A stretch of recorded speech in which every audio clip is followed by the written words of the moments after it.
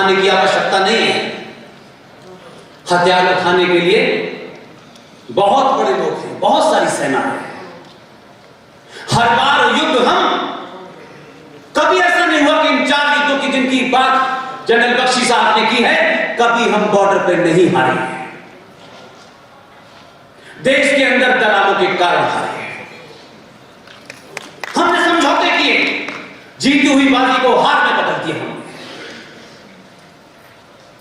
क्योंकि हमें रघुपत राघव राजा राम, पति के पावन राम, अल्लाह ईश्वर तेरो नाम, सबको सम्मति दे भगवान। बुद्धि उसी की भ्रष्ट हुई थी। जो हमारा भजन है, जो हमारा असली भजन है, अपने स्वार्थ में उसमें अल्लाह को घुसड़ दिया। अल्लाह की घुसना नहीं चाहता, लेकिन हमने आओ तुम भी आओ उस्मान भाई, ये बीमारी हमें है। हमें अच्छा दिखना है, कोई माने या न माने। घर से निकलेंगे लोग क्या कहेंगे, ये कपड़े कैसे पहने लोग क्या सोचेंगे, तिलक लगा के जा रहे हो तुम्हारे बारे में क्या सोचेंगे। बदलाव देखिए, 1995 में एक प्रधानमंत्री थे, पुर्तगाल गए। पुर्तगाल के अंदर वहां के एनआरआईज ने एक छोटा सा मंदिर बनाया था। वहां के लोगों ने कहा कि आप आए हैं, इस मंदिर का इनॉग्रेशन कर दीजिए। उनके ऊपर संविधान इतना हावी था, उन्होंने कहा मैं सेकुलर स्टेट का प्रधानमंत्री हूं, मंदिर का उद्घाटन नहीं करूंगा। 1995 से 1914 इतिहास के पैमाने में एक छोटा सा घड़ी के बराबर होता है। आप जिस दिन बदले, तब सत्ता पे ऐसा आदमी बैठा। 2014 में चुनाव जीतने के बाद लोग माइकल जैक्सन की कंट्री में जाके सलाम बजाते हैं सबसे पहले अंकल सैम को। वो नहीं गया।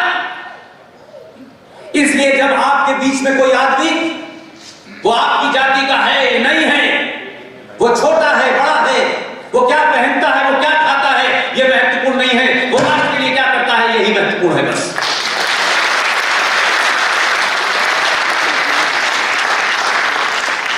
नेपाल के पशुपतिनाथ मंदिर में भारत का प्रधानमंत्री अंदर जाता है, बाहर निकल के आता है तो यह पहचानना मुश्किल होता है कि यह भारत का प्रधानमंत्री है या इस मंदिर का पुजारी है। वो तिलक भी लगाया था, गमछा भी डाले था, रुद्राक्ष भी डाले था। उसने चिंता नहीं कही कि लोग क्या कहेंगे। तुम्हें जो सोचना है सोचना, मैं अपनी पहचान तुम्हारे लिए नहीं बदलूंगा। ये छोटी बात नहीं है। उसकी आस्थाएं वो निजी हैं। वो प्रधानमंत्री कार्यालय में बैठेगा तो उसको कार्य दूसरा करना होगा, तब उसकी कोई पहचान नहीं है। और ये सिलसिला मैं अपने जीवन में 25-26 साल के पत्रकारिता के कैरियर में 4-5 लोकसभा चुनाव मैंने देखे। लोग अपने घर में बैठ करके चाहते हैं बदलाव हो जाए, नहीं होता। सड़क पर निकलने से पता चलता है कि बदलाव क्या होता है। मैंने कभी नहीं देखा। 5-5 लोकसभा चुनाव मैंने गुजर गए, वही मुद्दे, वही बातें, वही घोषणा पत्र, वही स्टाइल, वही एजेंडा। इस संचार क्रांति ने आपको बदला, इसलिए कुछ सिलसिला ऐसा चल पड़ा है कि कुछ लोगों ने 2014 में कहा ये जीत गया है, इसलिए कि एंटी इनकम्बेंसी हो सकता है। लोग नाराज हो गए हो मनमोहन सिंह से कि वो ज्यादा अच्छे कार्य कर रहे थे। लेकिन आपने पूरी दुनिया को मैसेज दिया है, इसलिए मैं बता रहा हूं कि जीडी बख्शी साहब जो तालिबान की बातें कर रहे हैं और जो तालिबान के रिश्तेदार इस देश में रहते हैं, उन सबको साफ हो गया है कि सनातनी हिंदू 2014 में जो कमी रह गई थी वो 2019 में पूरी कर देता है। इसलिए आप 800 साल के बाद आप ये चाहते हैं कि 10 साल के अंदर सब कुछ हो जाए। ये नहीं हो सकता। प्रधानमंत्री इसलिए बदलता है कि आप बदले हैं, आप अपने स्वार्थों से ऊपर उठे हैं, इसलिए सत्ता पर बैठने वाले को बोध है, उसको पता है हम एक छोटा सा 504 लोगों का परिवार चलाते हैं तो हमारी जान सूख जाती है। करोड़ों अंदर करोड़ों बाहर, हजारों ऐसी बातें जो सार्वजनिक मंचों से देश का प्रधानमंत्री नहीं कह सकता। वो ये नहीं कह सकता कि हमने 25 साल से जहाज नहीं खरीदा है, हम लड़ाई नहीं लड़ सकते, ये वो नहीं कह सकता। इसलिए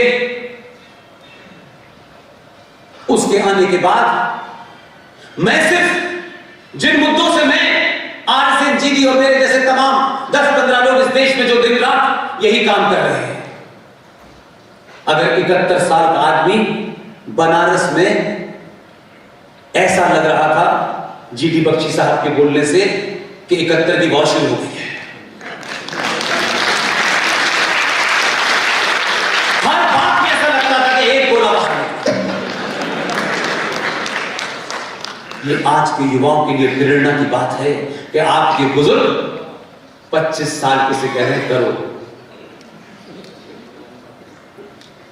लिहाजा मैं मानता हूं कि 2019 आपने पैदा किया तो दुनिया को पहली बार एहसास हुआ कि ये इंडिया नहीं है, ये भारत है।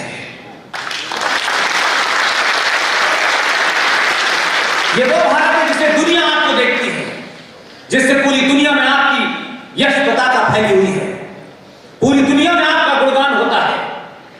इसीलिए दुनिया के लोग आपके यहां आए। इसीलिए उनका ही कहना है, वही कहते हैं, उन्हीं के अखबार कहते हैं, उन्हीं के लोग कहते हैं कि जो इस्लामिक आतंकवाद है जो 1400 साल पहले मक्का से चला था, अगर इससे कोई डिसाइसिव लड़ाई लड़ सकता है उस देश का नाम भारत है।